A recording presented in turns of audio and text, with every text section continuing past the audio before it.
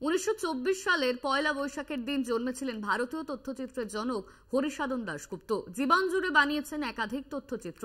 তার জন্ম শতবর্ষ উদযাপনের সূচনা হলো নন্দনে।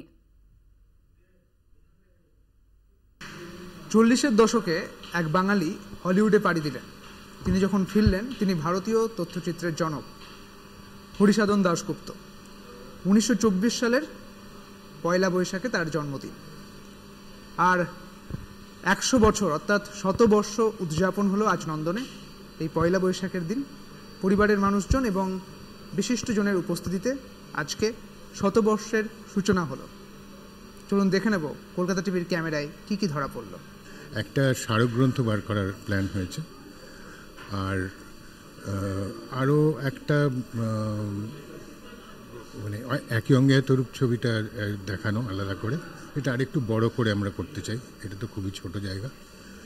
আর সামনের কলকাতা ফেস্টিভ্যালে ওনার কিছু ছবি দেখানো। সত্যজিৎ রায়ের মতো কালজয়ীরা প্রশংসা করেছেন তাঁর। হরিসাধনের জন্ম শতবর্ষ উদযাপনের সূচনা হলো নন্দনে। উপস্থিত ছিলেন বিশ্বা দাশগুপ্ত, বিদীপ্তা চক্রবর্তী, চৈতালি দাশগুপ্ত, অর্থাৎ পরিবারের মানুষজন সহ গৌতম ঘোষ, মাধবী মুখোপাধ্যায়ের মতো বিশিষ্টজনেরা। স্মৃতিকথায় ঘরোয়া আয়োজনে হরিসাধনকে স্মরণ করলেন তাঁরা।